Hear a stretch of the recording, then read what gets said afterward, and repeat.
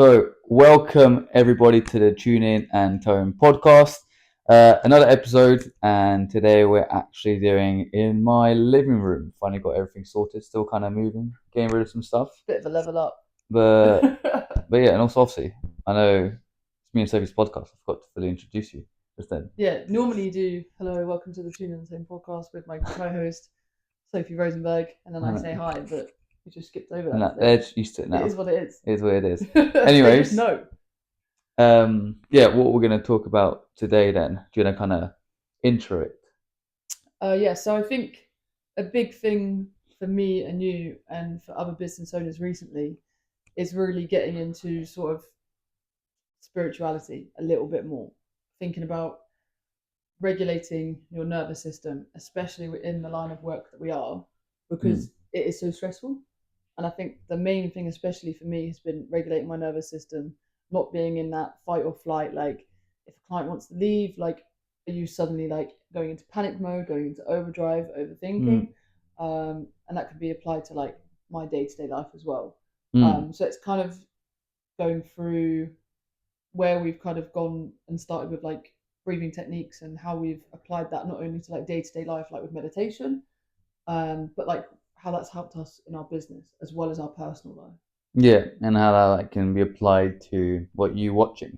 So it can be applied to like anything, going to a new gym, new job, new relationships, new friends, anything I feel could be applied to. So so what do you do when you feel like overwhelmed or like anxious? Like, what's your go-to thing? So I think it used to be like I just didn't know how to deal with it. I think at the start I just used to like try and like rationalize it in my brain, but you can't rationalize a feeling. Do you know what I mean? You can't be like, as much as you can kind of try and like, it's okay to be anxious, it's okay to feel this way about it. You can't move on from it by just speaking about it. Like, that's why I think therapy is good, but it's like an actual feeling rather than you can't rationalize a feeling. You can be like, understand it, but it's actually like your breathing and the way you think about things that's going to like determine it. So I think I used to just do, I like speak through it, it's okay to be anxious. That would calm me down a bit. But what's really helped is every day waking up 10-15 minutes before I need to, breathing techniques, getting myself ready for the day, not only like physically, like making sure my bag's packed, but like mentally, which I think has been a big difference for me in the sense of waking up feeling ready to go rather than rushing everywhere and having my life here, there, and everywhere, not just physically, but like mentally as well. So breathing techniques a big one for me, meditation, journaling a little bit, but I find the breathing one and like getting myself out the fight or flight is been like a game changer for me. Yeah. What about you? Well, one thing I've said like before on Instagram many times, and I tell the guys as well inside the program is when there's a problem, when there's like a feeling that you don't know where it came from, you want to kind of like zoom out, take like a step back, which is what I do now a lot. And see what that problem is. Let's say it's like anxiety. See, okay, what triggered me to feel like anxious? And then I'll again step back, look at the trigger, and then look at the solution. So not only be like solution aware or problem aware, but be like both. Because like if you know the problem but you don't know the solution, you're going to be stuck. But if you know how to solve something but you don't know why the problem is there in the first place, then you also don't know how to use the solution for that problem. So that's helped a lot, as well as like meditation. I've always done this for quite some time. But yeah, I won't use it like religiously. I won't like go all day on and out. But like if I've got a phase in life where I feel like I need to regulate, then I'll do maybe like a week or two, and very like 10 minutes, literally go on YouTube, 10-minute meditation. I normally do it before sleep. That's my thing as well. The breathing, but I feel breathing is very there in the moment. It's like when you feel that initial like boom, then you do it. Because the way my feelings are, I'm not sure how you are, but mine are like 0 to 100 in the matter of seconds. And I think my thing has been from trying to slowly go from 0 to 100 rather than literally just running through all the doors. Because once you start going slowly to it, you can stop at like, what was the analogy that the guy used in our talk? It was like, I used to go through all the doors super quickly and I'd end up in this state. Or when you're breathing, you just slowly knock through the doors and you don't want to get to door 10. You just end up getting to like door 6. But by the time you've done your breathing, you're chill again. You're going back down. Back down. Yeah. So you never get to door 10 because you know what door 10 leads to, and that's, you know, for me, like being super angry and like, which is where I never want to be again. Yeah. So it's like slowly getting there. You're breathing, you're calming yourself down. You get to door 7, and then you bring yourself back down, which for me has been an absolute game changer, because someone who struggled with, especially if you're autistic, you don't understand your emotions, and you can just get triggered by being overstimulated. People don't understand why you're reacting that way, and it can seem like you're overreacting about fucking nothing. That's like Katie. Kate does that. No, but it's to everyone else on the outside, they're just thinking, what the fuck? Like, it's just a sound. So why are you like going 0 to 100 instantly? But the breathing technique has helped me go from like 1, 2, 3, 4, 5. I'll come back down again. Yeah. It's just made me 10 times more in control of my emotions, and just stop being so like reckless with my emotions, like being way more controlled, way more mature. Like, especially being in a relationship, like, you're going to be triggered. You're going to have things that trigger you, but you need to be able to like understand why. I think relationships are a big one though. Like, you are going to feel triggered. Yeah, 100%. You need to be able to like, where's the mic? I'll put your like clip down there. No. But no, it is a tough one with relationships, because obviously in the past, if things haven't gone very well, it brings up old feelings, and you're like, oh, that's going to happen again. But you've got to like differentiate between different situations and different people, but it's hard.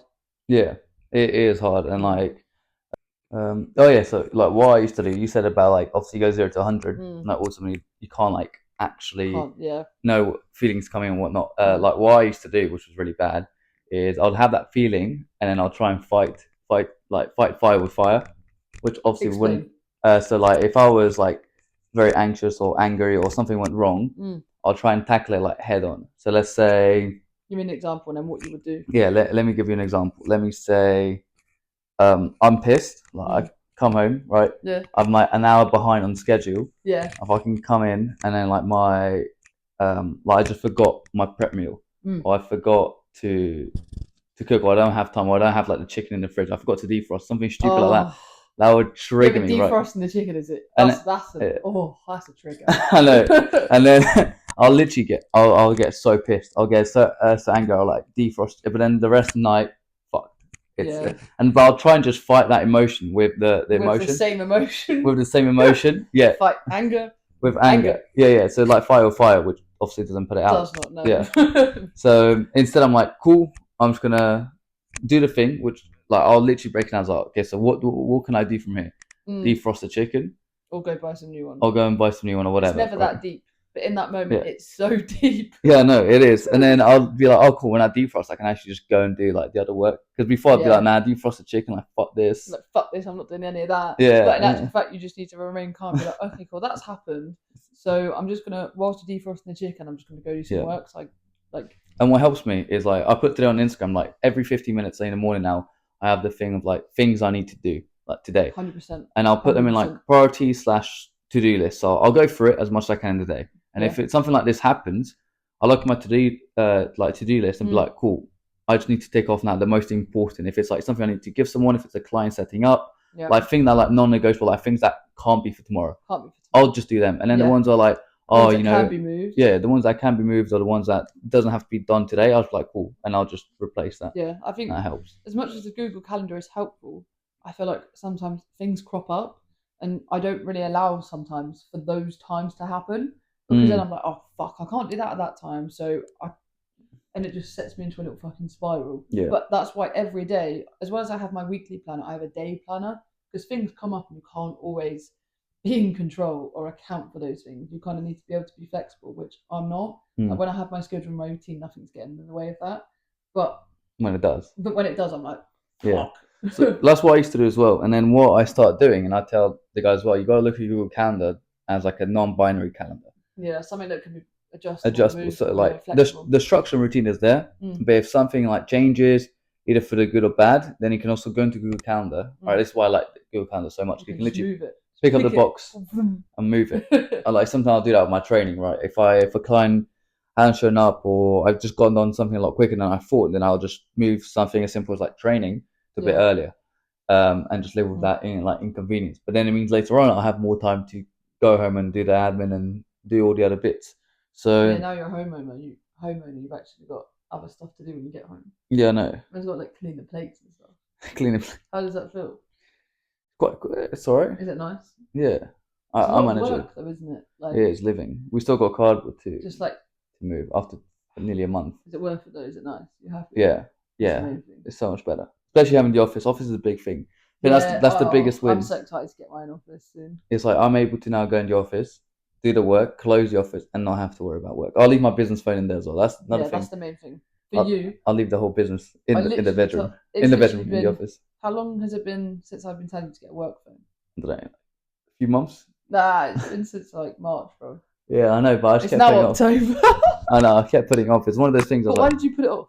Because you knew I just wanted other things. I knew I was gonna go away to Portugal. I knew a lot of expenses were coming. And the last thing I wanted to do is put myself more pressure. So I was like, cool, I'll do it. And you have a bit more freedom. Yeah, I know. Yeah, and October was the right time, especially as it got really busy. Nearly, just checked today. Actually, one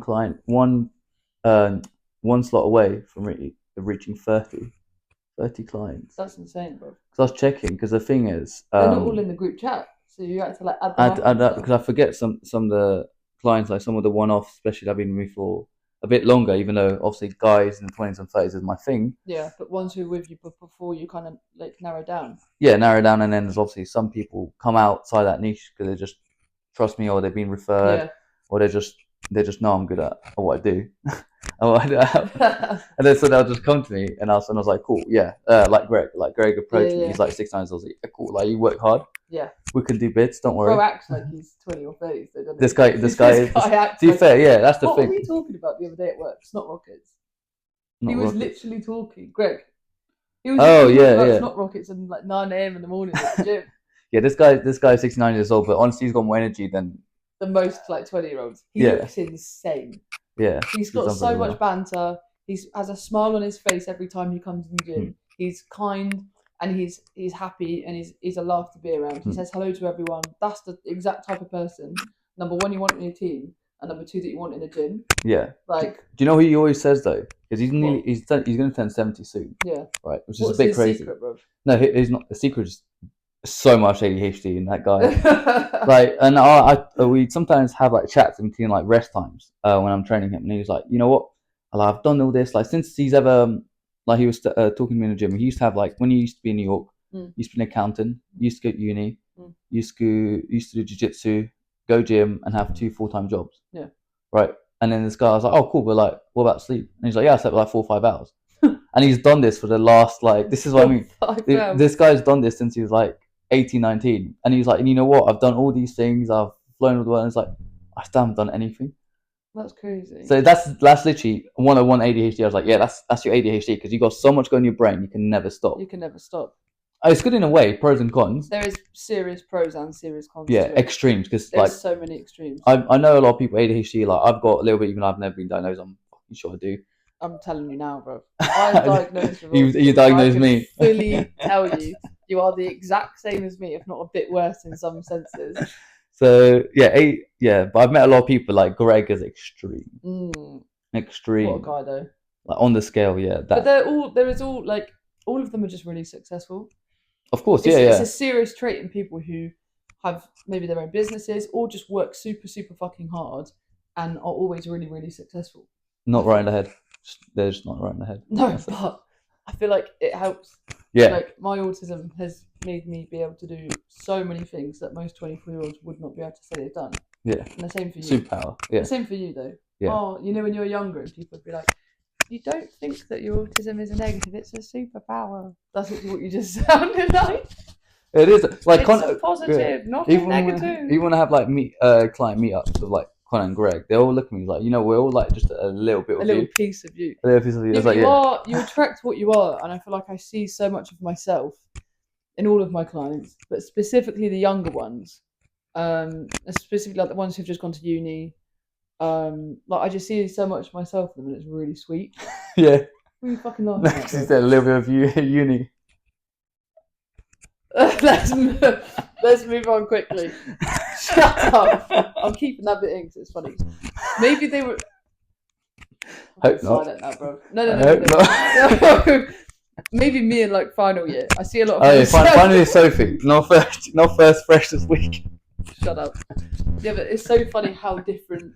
Yeah. How different they are now to like what we were like. I thought what you meant to say is, let me just close that bit out. I'll save you. Yeah, it's like, save me, bro. So Sophie's like clients in the uni is what, first of all, you're like third year of you were like, but what if you could go back? I'd do it the same now. You'll do the same as what they've done. Yeah. So you're kind of putting them up for success. Yeah, for success. Yeah, no, for I'm like putting them up for like. This is what it was. That was when I behaved when I did my masters and like started to run my own business. They're doing now when they're like 19, 20. Yeah, which so is they've got like 3-4 years ahead of me. So they can do so much more because they're going to have more time. But I just think like they just don't drink as much or do any crazy shit that we used to do. Like fucking take Mia for example. Mum went to a jazz night and had 1 glass of Pinot Grigio. Yeah. But I do joke that she's like a 40-year-old woman trapped in her body. Like she is a 40-year-old woman. Oh no. Same as Katie though. She doesn't really do anything at all. She literally just works gym. That is happy works life. On herself, live a happy life. Like play some Switch, play some Minecraft, play some Modern Warfare. Yeah. Just chilling. Just chilling. Why not? I know. But yeah. I reckon we should wrap it up. Yeah, let's wrap it up because now we're waffling. Let's give 3 tips for someone who is interested, or maybe even give like a podcast or something for someone who's interested getting into meditation, breath work. What's the theory? Polyvagal theory. That one, bro. Look that up. Poly. Write that one down. And then vagal. Vagal. In the military alphabet, it'll be Papa, Oscar, Lima. Alpha. I don't know why. What is why? Alpha, Bravo. No. C for Charlie. D for... No. I know the alphabet, but what's why? I just don't know why. Like the letter Y. Yeovil. Is it? No, I'm joking, bro. Right, let's 3 anyway. Tips. I said Yeovil. That's the deadest town in England. Why would that? Anyway. All right. Yeah. 3 top tips for someone who is interested in getting into maybe meditation, spiritualness, personal development. Don't overthink it. Just like literally, breathing work. Easiest one is 4 seconds in. Yeah. 4 second hold. 4 second out. 4 second hold. So with no breath in, then repeat that 6 to 10 times. Yep. Or that's a good range. But if you need to do more or less, then just whenever you'll. Honestly, I don't need to tell you because you'll instantly feel like yourself coming down. Yeah. So it's a very like natural feeling. That's number 1. Do you want to do one? Yeah, I think be consistent with it because I feel like I've gone through phases. I know you say you do it when you're having a tough time in life, but for someone who feels like they're constantly in fight or flight every day rather than like constant tough life, rather than like it being like a trigger, consistently. It doesn't have to be long. If you can only dedicate 5 minutes to it every day, just dedicate 5 minutes. Don't just go 0 to 100. Just slowly introduce it and make it a habit. And it won't change straight away. Like it's something that takes time. But it's just important that I think everyone tries to be a better version of them. Like I hate it when people aren't into self-development. Like why are you the same person you were 3 years ago? Like I don't understand how you can still be the same person you were that long ago. I know. Like I look at myself 3 years ago, I'm a completely different person. But I'm a better version of it. Even 6 months ago. Even 6 months ago, I'm so much better than I was, and it's about constantly trying to be better. Yeah, not be perfect, be better. No one wants to be perfect, but just be better. Yeah. What's your final one? Do you have like a good podcast or a good book or a good book or podcast? I know you're into like kind of podcast wise, probably the guy that was at the business event was Chris Brown. Chris Brown. I was about to Chris say Brown, that. not the singer. No, not the singer. We don't like that. Sorry, Katie. Yeah, that's Katie's favourite singer. Yeah, Chris Brown. He spoke at our business coaches event, and he was spot on. Like he was really, really good. He's got a good podcast. Has he? Yeah, he's got I know he's got Instagram, but look him on Instagram. He does a lot of that. He's like 35k a month. If anyone's interested. If not more. If not more. 35k. I reckon I'd pay that if I had the money to make like. To be fair, he does loads of trips to America though. It's probably a lot of the price will just be on. Would just be that. I know. Right. Some crazy expenses. Let's wrap it up. Cool. Bro, thank you for tuning in. Be back at the same time next week. Yes, sir. Bro, let's go.